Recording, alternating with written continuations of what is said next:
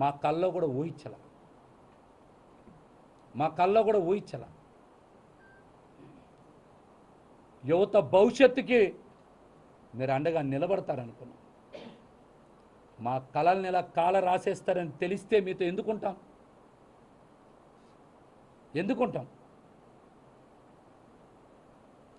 ఇదేదో పోతిని మా సీట్ రాలేదనో ఆవేదనతోనో మాట్లాడట్లా. నేను చెప్పే ప్రతి మాట కూడా నిజం. నేను చెప్పే ప్రతి మాట మీరు విశ్లేషణ చెయ్యండి.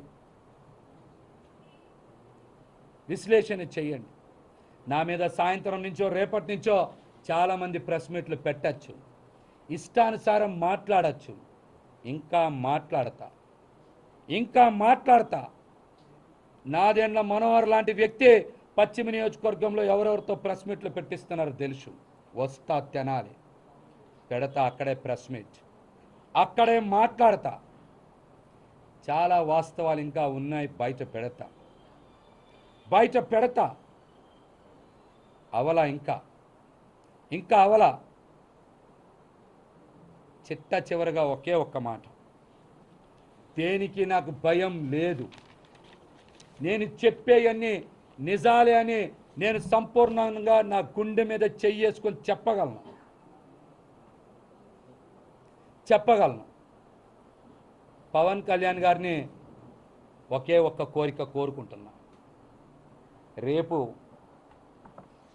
పిఠాపురంలో మీ సొంత ఇల్లు గృహప్రవేశం చేస్తున్నారు కదా, అక్కడికి మీరు అన్నా లెజినోవా గారితో రావాలి, గృహప్రవేశం చెయ్యాలి. నెల రోజుల పాటు ప్రచారంలో పాల్గొనేలాగా మీరు ఏర్పాట్లు చేయాలని నేనైతే మనస్ఫూర్తిగా పవన్ కళ్యాణ్ గారిని కోరుకుంటున్నా. మరిన్ని విషయాలు, నా రాజకీయ భవిష్యత్తుకు సంబంధించిన విషయాలన్నీ కూడా తొందరలోనే ప్రకటిస్తాను.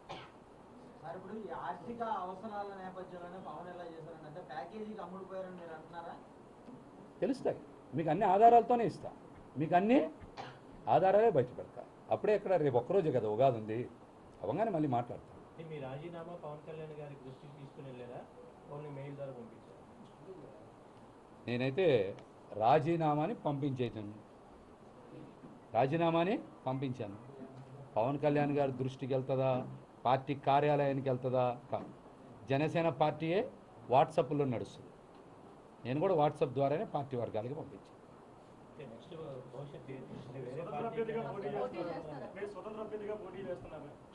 చెప్తా అన్నీ 2 రోజుల్లో మీకు తెలుస్తాయి. 2 రోజుల్లో తెలుస్తాయి, అన్నీ కూడా ఖచ్చితంగా తెలుస్తాయి. అధికార పార్టీ వైపు అడుగులేస్తారని చెప్పి కూడా ఒక సమాచారం. అదే తప్పేముంది, వేయకూడదా?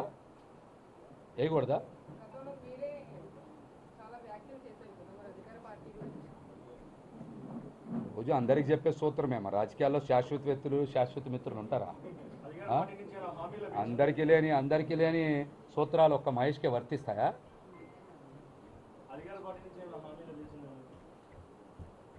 నిస్వార్థంగా నిజాయితీగా జనసేన పార్టీకి పనిచేస్తే మాకేం లభించింది? విజయ్ గారు ఏం లభించింది?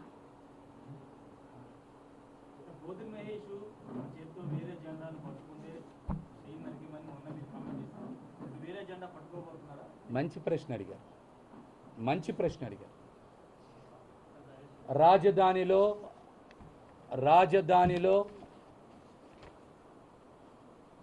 ఇందాకే చెప్పా, మీరు ఆ మాట మళ్ళీ చెప్తున్నా. జనసేనని రాజధానిలో నేను బతికిచ్చా. పవన్ కళ్యాణ్ గారు నన్ను చంపేశారు. రాబోయే రోజుల్లో నాది రాజకీయ పునర్జన్మే. నా ఇష్టం వచ్చిన జెండా పట్టుకుంటా. అదే చెప్పా. ఇప్పుడు రాజకీయాల్లో మమ్మల్ని చంపేసిన తర్వాత పునర్జన్మలో మాకు నచ్చిన పని చేస్తాం.